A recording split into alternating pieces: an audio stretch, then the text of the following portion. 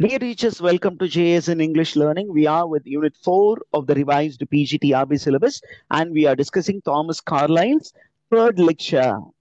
And it is titled Hero as a Poet. And this essay was delivered by Thomas Carlyle in the month of May 1840. And it was a 6-lecture series which was delivered. And all these things were compiled and published by James Fraser in the year 1841. And what is the title of the book?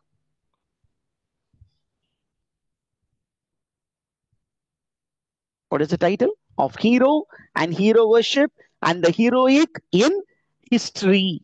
That is the title of the book. இப்போ அந்த புக்ல வந்து third lecture தான் நம்ம கொடுத்துருக்கோம். அந்த third லெக்சர்ல Thomas Carlyle is speaking about Dante and Shakespeare as hero. அதுல வந்து ஏற்கனவே Shakespeare is described as a moralist. இப்போ என்ன பண்ண போறாரு அப்படின்னா he is going to speak about Shakespeare as the greatest intellect. There are many intellects in the world in Europe, and the greatest intellects of that particular part of that of the world is Shakespeare அப்படிங்கிறாரு. Shakespeare is a very great intellectual. He never went to school and he never went to the university, but he was a very intellectual man. Okay, and now ரொம்ப ஸ்பெசிபிக்கா what is the greatest quality that is observed by Thomas Carlyle in Shakespeare அப்படின்னு கேட்டீங்கன்னா இவர் சொல்றாரு, I call him as a unconscious intellect. ஷேக்ஸ்பியரை வந்து ஸ்பெசிபிக்கா என்ன குவாலிட்டியை பார்த்தாராம்? There are conscious intellects. Conscious intellects are creative, but their work are away from nature. But Shakespeare is a unconscious intellect. He was not aware of his intelligence, but nature spoke through him great things. அடுத்தது சொல்றாரு பாருங்க, பயங்கரமா இதெல்லாம் தான் 1 மார்க்கா வரும்னு நான் எதிர்பார்க்கிறேன். அதனாலதான் அந்த இடத்துல ஒரு இன்டு போட்டு வச்சிருக்கேன். Shakespeare's art is not an artifact. Artifact அப்படின்னா it is a finished product of an individual. ஒரு அவுட்புட். அப்ப என்ன சொல்றாரு, இது வந்து ஒரு finished product கிடையாது. ஷேக்ஸ்பியருடைய ஒர்க் வந்து it is not Shakespeare's own, but it was nature, nature's product which came through Shakespeare. And what was Shakespeare? Shakespeare was only an instrument in the hand of nature. Did you understand that, teachers? Yes, sir. Okay. அவரு வந்து எழுதியிருந்தாரு அப்படின்னு சொன்னீங்கன்னா அதுல நிறைய குறைகள் எல்லாம் நம்ம வந்து அவரை திட்டலாம். ஆனா அவர் என்ன சொல்றாரு, அவரு படிக்காத மேதை. அப்ப படிக்காத ஒருத்தன் இவ்வளவு பெருசா எழுதியிருக்கா அப்படின்னா அவனா எழுதல, அவன் உள்ள இருந்து ஏதோ ஒண்ணு இந்த விஷயங்கள் எல்லாம் எழுதுது, இந்த உலகத்திற்கு ஒரு சில விஷயங்களை சொன்னுச்சு. எது சொல்லுச்சு அப்படின்னா நேச்சர் தான் சொல்லுச்சு. ஆனா இவன் சைட்ல இருந்து என்ன கான்ட்ரிபியூஷன் இருந்தது அப்படின்னா he was a very sincere man. There was an inner prompting and he was very sincere to the voice of the conscience, the voice of the soul.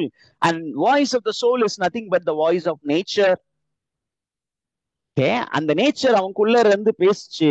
அவன் பேசுனத அப்படியே சின்சியரா இந்த உலகத்துக்கு சொன்ன ஒரு மனிதன் Shakespeare. So Shakespeare is an inspired writer, a genius. நீங்க Bible எடுத்தீங்கன்னா பைபிள் அப்படிதான் சொல்லுவாங்க.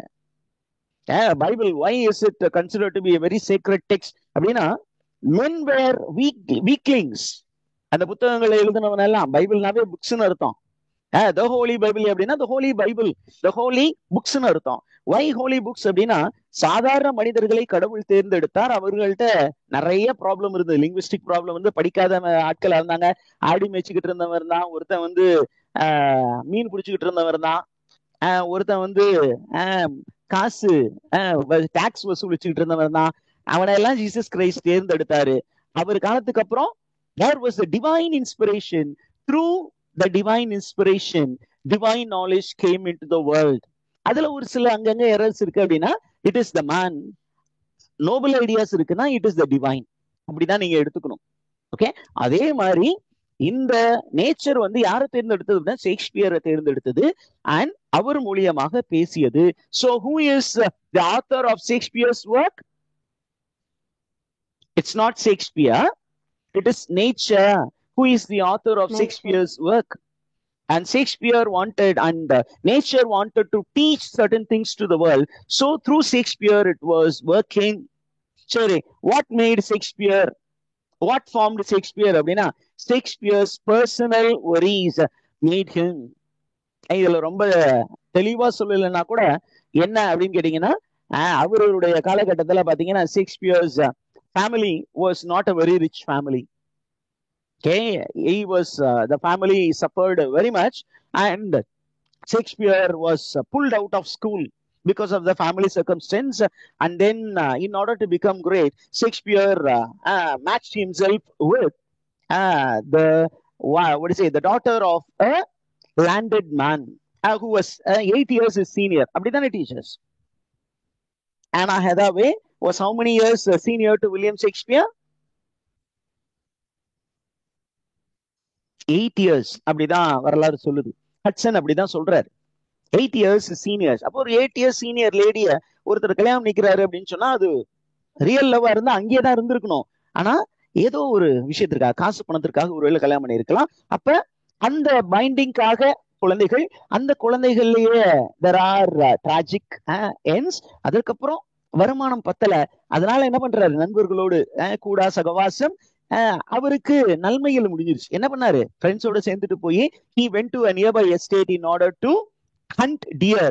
அந்த இடத்துல அவர் மேல கேஸ் வருது. அந்த கேஸ்ல இருந்து தப்பிக்கிறதுக்காக ஊரை விட்டு ஓடுறாரு. ஓடி போன இடத்துல நல்லா இருந்துச்சா அப்படின்னா இல்ல. என்ன, he had to struggle a lot. There are critics who say that he was a stable keeper. அந்த லண்டன் தியேட்டர்ஸ்ல அந்த குதிரைகள்லாம் வருமே, அந்த குதிரைகளுக்கு உணவு கொடுக்கறது, குதிரை கழிவுகளை அகற்றுவது, அந்த மாதிரி வேலை செஞ்சு கொஞ்சம் கொஞ்சமா அவருக்கு அந்த ஞானம் உள்ள இருந்து பொறி தட்டிக்கிட்டே இருந்தது. என்ன அப்படின்னா, அங்க டிராமா பேசுறதையெல்லாம் இவர் மைண்டுக்குள்ள வரும்போது there was nature which was working through him. Slowly his dramatic skill was recognized. Then as he became a player, he also started writing. இன்னைக்கு இருக்கிற நடிகர்கள் மாதிரி அப்பா டைரக்டர், பையன் உள்ள வந்து என்ன பண்றாரு, கூட அப்பா கூடயே போறாரு. அப்புறம் ஒரு டைம்ல வரும்போது ஒரு சின்ன ரோல்ல உள்ள வரேன்ப்பா அப்படின்னு உள்ள வர்றாரு. அந்த தாகம் உள்ள இருக்கிற அந்த ஆக்டருக்கான தாகம். அப்புறம் முயற்சி பண்றாரு, பெரிய அளவுக்கு ஹிட் ஆக முடியல. ஒரு படம் ஹிட் ஆகுது. அந்த படம் ஹிட் ஆனதுக்கு அப்புறம் மாஸ் ஹீரோ மாதிரி வர்றாரு. இடையில என்ன பண்றாரு, கதை எழுத ஆரம்பிக்கிறாரு, டைரக்ஷன் கம்பெனி ஓபன் பண்றாரு, டைரக்டராவும் ஆயிட்டாரு, லிரிசிஸ்டும் ஆயிட்டாரு. யார பத்தி நான் சொல்றேன் அப்படின்னு உங்களுக்கு தெரியும். இதே மாதிரிதான் nature chose somebody to be a very great actor or a performer. இன்னைக்கு அந்த பெர்ஃபார்மரை நம்ம பெருசா கொண்டாடிட்டு இருக்கிறோம். அதே மாதிரிதான் Shakespeare. Nature chose him. Okay, there was a battle that Dante faced with, because of which he became a very great writer. அதே மாதிரி there was a battle that Shakespeare underwent, because of which he became great. Okay, and the struggle that he experienced made him write certain tragic heroes, certain tragedies. அதுல பாத்தீங்கன்னா அந்த பெரிய பெரிய tragic characters பத்தி இங்க ஒரு 3 கேரக்டர் பத்தி பேசியிருக்காங்க. யாரு அப்படின்னா, ஹாம்லெட் அப்படிங்கிற ஒரு டிராஜிக் கேரக்டர், கொரியாலானுஸ் அப்படிங்கிற ஒரு டிராஜிக் கேரக்டர், மேக்பெத், இவங்க எல்லாமே they were great sufferers. ஒவ்வொருத்தரும் ஒவ்வொரு ஆஸ்பெக்ட்ல சஃபரிங்ல இருந்தாங்க. அந்த சஃபரிங் எல்லாம் எப்படி இவரால கம்யூனிகேட் பண்ண முடிஞ்சிச்சு அப்படின்னா, unless you communicate, you undergo the suffering, you cannot communicate it so effectively.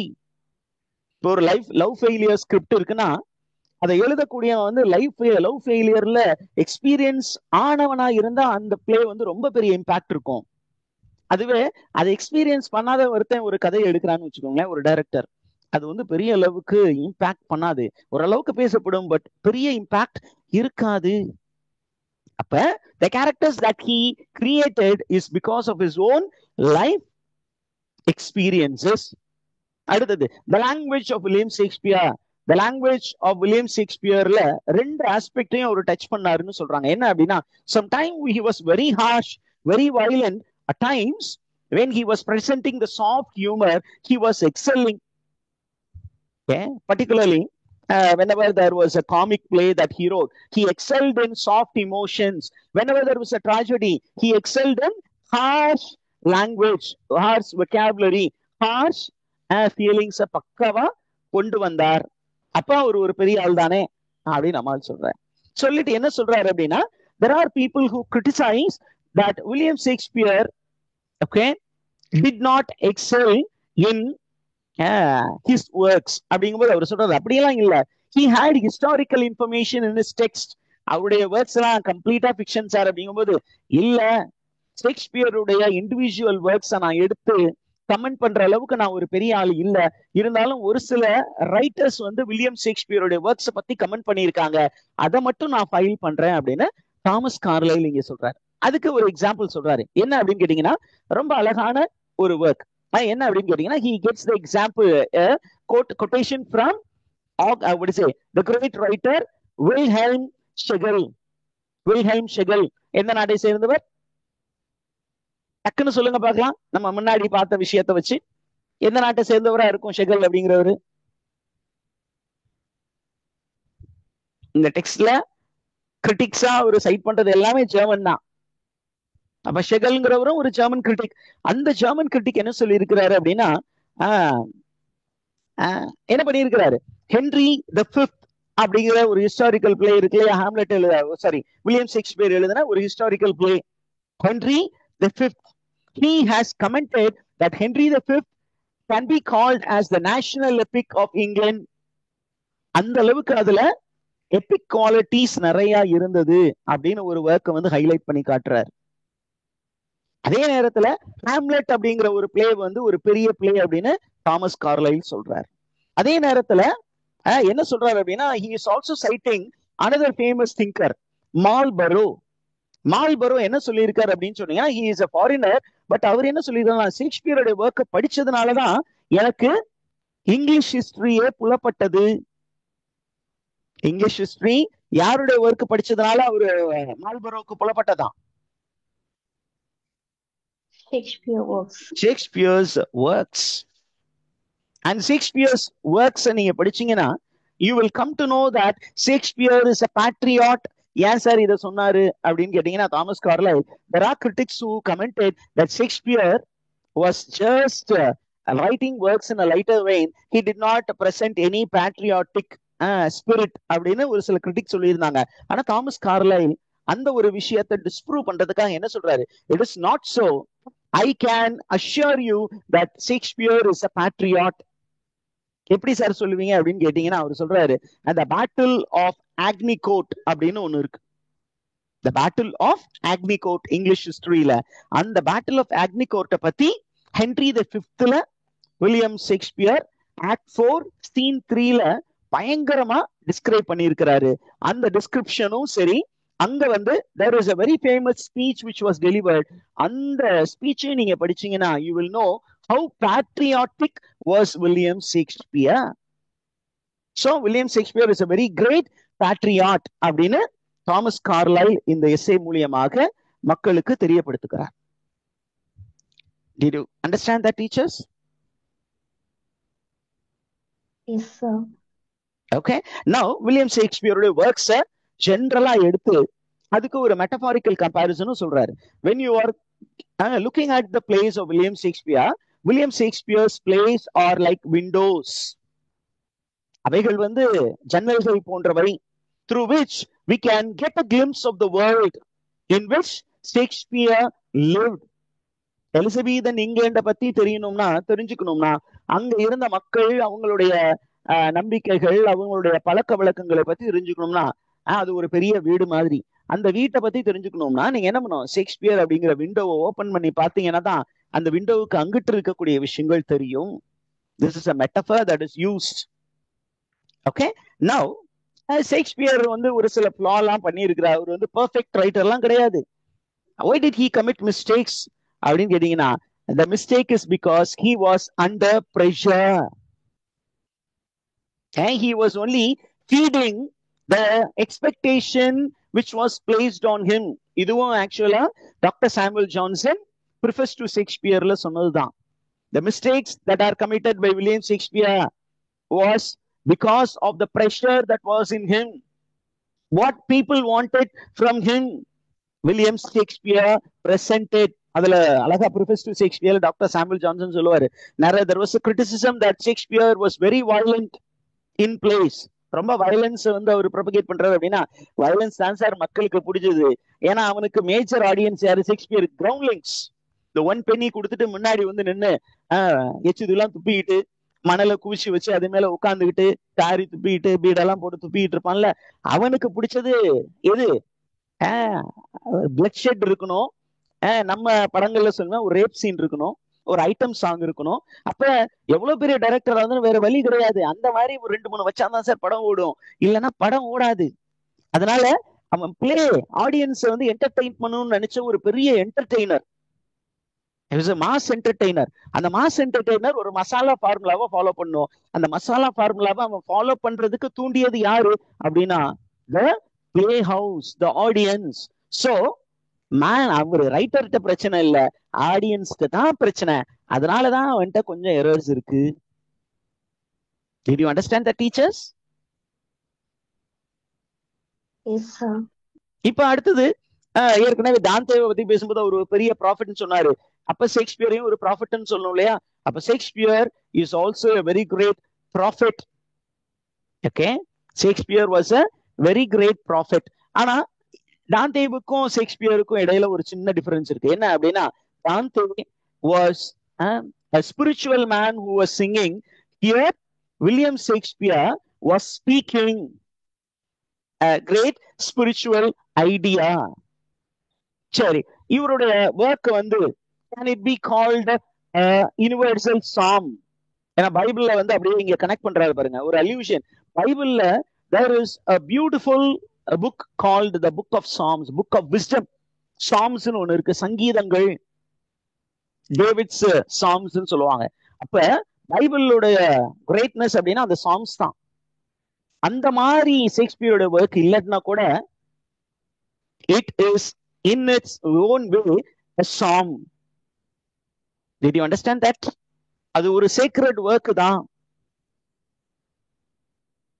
சரியா?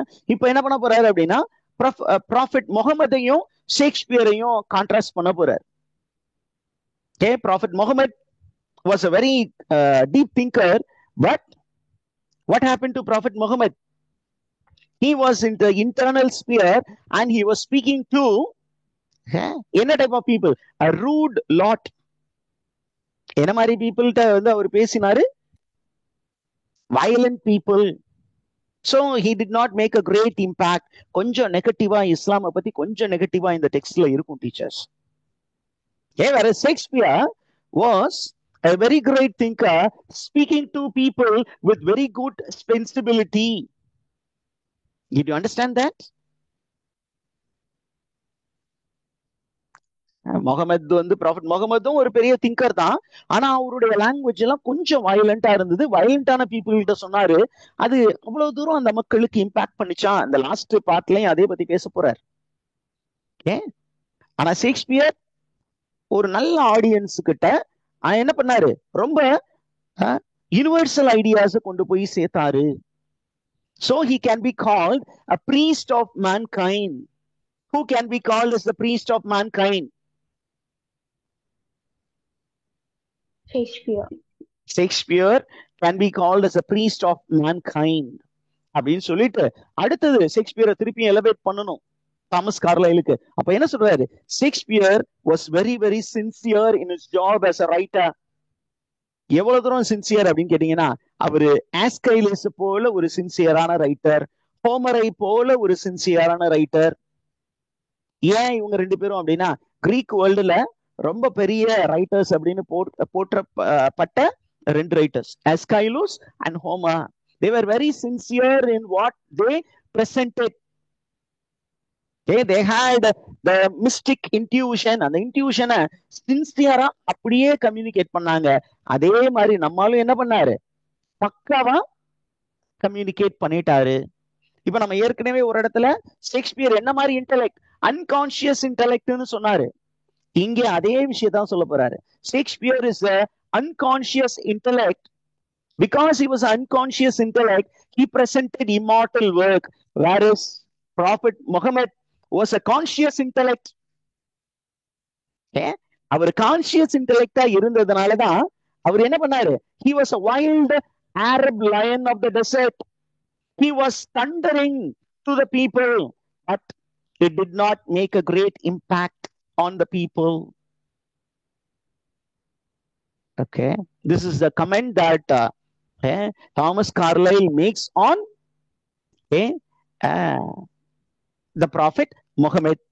இப்ப ஷேக்ஸ்பியர் அப்படின்னு சொல்லி பாத்தீங்கன்னா, Shakespeare has a spiritual element in him. Shakespeare may not be celebrated like Auden when he lived, but today everybody celebrates William Shakespeare as a very great thinker, as a very great intellect, as a very great spiritual man. என்ன சொல்றாரு? There is no world which does not claim Shakespeare to be theirs. இந்த உலகத்துல எல்லா நாடுகளும் ஷேக்ஸ்பியரை தங்களுடைய பிள்ளையாக கொண்டாடுகிறது. Even look at the way he says, Indian Empire or no Indian Empire, we cannot do without Shakespeare. இன்னைக்கு ஷேக்ஸ்பியர் இல்லாம literature இல்ல. Can there be a BA English literature, MA English literature without Shakespeare? அப்படின்னா இல்ல, இருக்க முடியாது. அந்த அளவுக்கு Shakespeare has become immortal because the idea that he communicated is universal and the idea is even relevant today. It is perennial. அடுத்தது, அப்ப Shakespeare என்ன மாதிரி citizen? He is a world class citizen. Okay, எங்க சொல்றாரு பாருங்க, எல்லா நாடுகளும். He speaks about America, New Holland, and he even speaks about இங்க சொல்றாரு பாருங்க, அவர் அழகா சொல்றாரு, from பரமட்டா. பரமட்டா அப்படின்னா it is a suburb in Australia. Australia கடை, உலகத்தின் கடை எல்லையில் இருக்கக்கூடிய ஆஸ்திரேலியால ஒரு சபர்ப் ஏரியா பரமட்டா. அந்த பரமட்டால இருக்க நபரும் சரி, நியூயார்க்ல இருக்கும் நபரும் சரி, அல்ல இந்தியால இருக்கும் நபரும் சரி, என்ன பண்றாங்க? they are claiming Shakespeare to be their own. அந்த அளவுக்கு he is a hero. Did you understand the teachers? But towards the end of the essay, என்ன சொல்றாருன்னா, we are proud of Dante and Shakespeare because they are heroes of their time. They are the heroes of their time. During their lifetime, they were not celebrated, but after their lifetime, at least their nation celebrated them, world has celebrated them. But அவங்க வந்து spiritually they were very strong. ஆனா என்ன சொல்றாரு? Italy, Dante belongs to Italy, Shakespeare belongs to England. These nations have at least learned to understand their heroes. But Russia அப்படின்னு ஒரு நாடு இருக்கு, அங்க ஸ்டார் அப்படிங்கிற ஒரு டினஸ்டி இருக்கு. இந்த டினஸ்டி பாத்தீங்கன்னா என்ன ப்ரொடியூஸ் பண்ணுச்சான்? பேயோனெட்ஸ் ப்ரொடியூஸ் பண்ணுச்சு, கேசெக்ஸ் ப்ரொடியூஸ் பண்ணுச்சு, கேனன்ஸ் ப்ரொடியூஸ் பண்ணுச்சு. ஆனா எதை மட்டும் ப்ரொடியூஸ் பண்ணல? இந்த மாதிரி பெரிய போயட்ஸ் ப்ரொடியூஸ் பண்ணல. Let them concentrate on producing such great heroes to the world. எந்த நாடு வந்து போயட்ஸ் ப்ரொடியூஸ் பண்ணலையா? Great poets, great heroic poets எந்த நாடு ப்ரொடியூஸ் பண்ணல? Russia. Russia, particularly Russia during this rule of the Tsar dynasty. Or they did not listen to the voice of genius. ஒருவேளை genius இருந்திருக்கலாம், அந்த ஜீனியஸ் உடைய voice listen பண்ற அளவுக்கு யாருக்கு வந்து திராணி இல்லைன்றாரு? ஸ்டார்ஸ்க்கு திராணி இல்லை. ஏன்னா அவங்க எல்லாம் ஒரு டெரானிக்கல் ரூலர்ஸ். அவங்க என்ன பண்ணாங்க? கவிஞர்களுக்கு காது கொடுத்து கேட்கும் அளவுக்கு அவர்களுக்கு எது இல்ல? நாலேஜ் இல்ல சார், அவங்களாம் மண்டு பய sir. Let them learn. Let them learn from the example of Italy or from the example of England to listen to the hero of our present time. Who is the hero of the present time? A poet, a very great thinker who speaks to the world what nature has to communicate to the world. அவங்கள்ட்ட இருந்து யாரு கத்துக்கிட்டோம்? Russia கத்துக்கிட்டோம் அப்படின்னு சொல்லி இந்த எஸ்ஸேவை முடிக்கிறார் teachers. That's the end of this essay. Okay.